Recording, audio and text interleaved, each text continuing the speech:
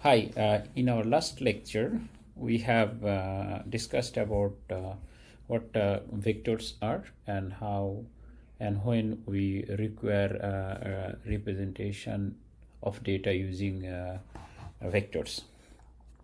So now in this lecture, we will be focusing on some basic linear algebra that most of you guys are already aware of.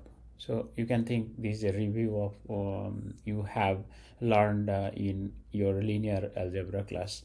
And for those guys that haven't done linear algebra, just try to connect to what we have discussed in our last class, because what we learned, we have to represent data in a kind of digitized form so the computer understands. And when we use some encoding, we have to follow the similar structure when we are representing multiple instances of data. And we will require to follow this, because unless we are clear, we won't be able to move forward. So these things we already have covered, that how do we represent data in a vector form. And now we'll be giving you guys some mathematical operations in vector. If you have a vector x and y, you can add those vectors. You can do a scalar multiplication. So here you are multiplying each element of your vector by alpha. And then there are like some laws that you can go through your reading documentation. I am not going to explain everything. Okay, so here we have an example of vector additions. And again, this follows that if you add two vectors, you have to do element by element summation. For example, here we have 2, 6, 5, and you are adding with 0, 3, 4, then 2 plus 0 is 2, 6 plus 3 is 9, and minus 4 and plus 4 is minus 1. So this is an addition operation over vectors. One notion we need to learn is that the zero vector is that all the values are 0. So if you look in your Cartesian coordinate, the 0 vector is the center of your Cartesian coordinate. Now this is very important to understand the definition of unit vector. The unit vector is you take the square of each element of your vector representation. So here we assume that the vector values are 1, 0, 0. So you take a square of 1, 0 square and 0 square. You sum squares of each element and then you take the square root. So this is what they call unit vector. Now the inner product. So if you have two vectors x and y, so if you recall here, so let's take this example. So as I mentioned in the last class, that you will have a row vector and then you can put a transpose operator here. So the idea of inner product is that you multiply element by element and then take the sum. So what do I mean by that? So you have two vectors x and y. So you multiply x1, y1, x2, and then sum x2, y2, and then you go one this way. So the idea is that you multiply each element to its corresponding element of the other vector, and you sum over the values, the multiplied values. Here is an example. So you can see that 4 times 0, 1 times 2, and 7 times 3, minus 3, and then you take the sum. So this is what they call inner product.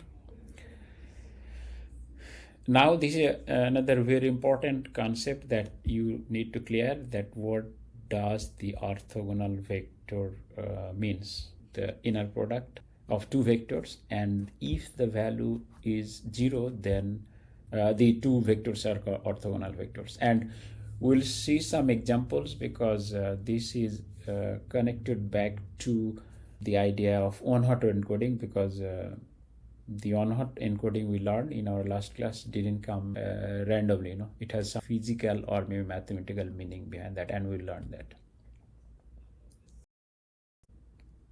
So as I was saying, the definition of one-hot encoding that we learned in the last lecture didn't come randomly, or we didn't randomly choose the definitions. If you recall, this is the format that we were presenting for our 3-color definitions using one-hot encoding. And in one-hot encoding, we use one bit to be 1, or on vector axis to be 1, and the rest are zeros. And let's take this an example that how we define our 3 colors.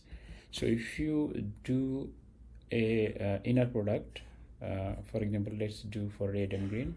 So you see that the inner product is 0, and it's true for all the combinations. If you do inner product between any 2 vectors, it will end up that the values are zeros. And what does that actually tells the story?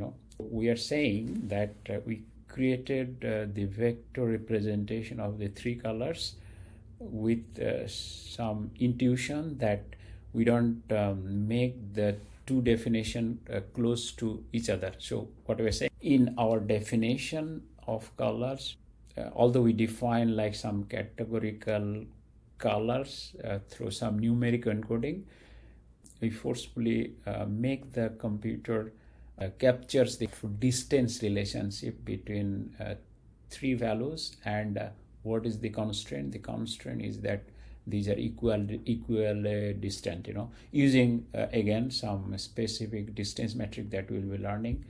And here we are all familiar with the Euclidean distance, and if you estimate the Euclidean distance, you will find that these definitions are actually equidistant. So this is how the one-hot encoding definition makes sense.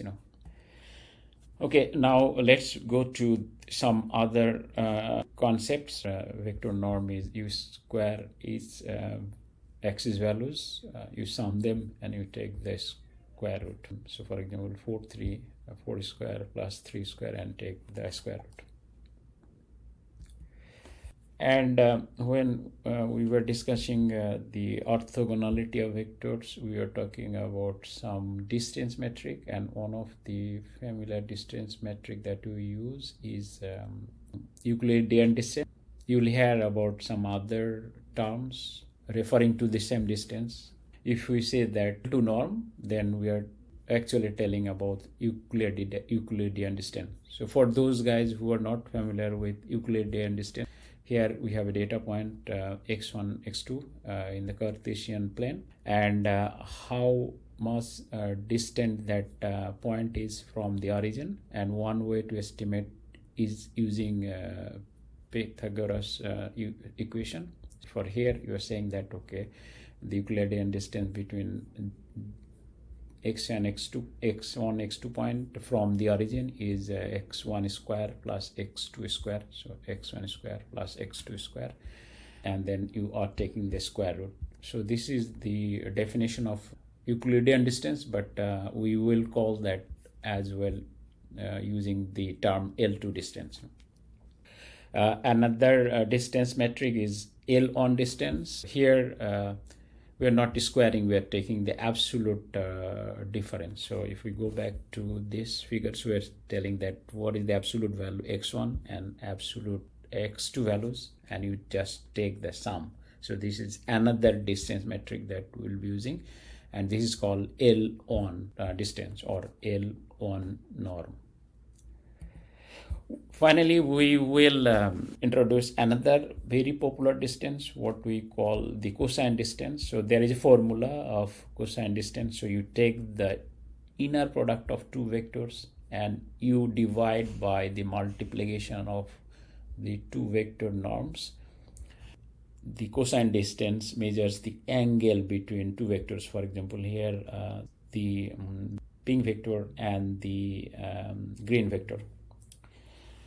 And I want to connect to one very important applications where this cosine distance has turned out to be a very effective metric is our query that we use for search engines. So given a query, so for example, I am searching on the web, and there are some reference queries. And again, as I mentioned, that the queries are through textual input, but at the lower level you have to encode the textual data in a kind of encoding format. It can be either one-hot encoding or other encoding, but at the end of the day, your input query and your reference query that are in the database all has to have like some vector representation. And if you have the vector representation, you can quickly estimate the cosine distance or maybe L2 or L1 distance using the equations that we have seen, and you can quickly come up with the similarities between two vectors or the dissimilarities between two vectors or maybe multiple vectors. And using that logic, you can find which one is the closest match for a given query. That's all for this part of the presentation. We have covered the general notion of vectors, and we have also explained certain terms or concepts that actually relates back to some linear algebra concepts. But we will need this vector representation and all those vector definitions moving forward. If you guys have any question, feel free to ask me so we can be clear on things. Thank you so much.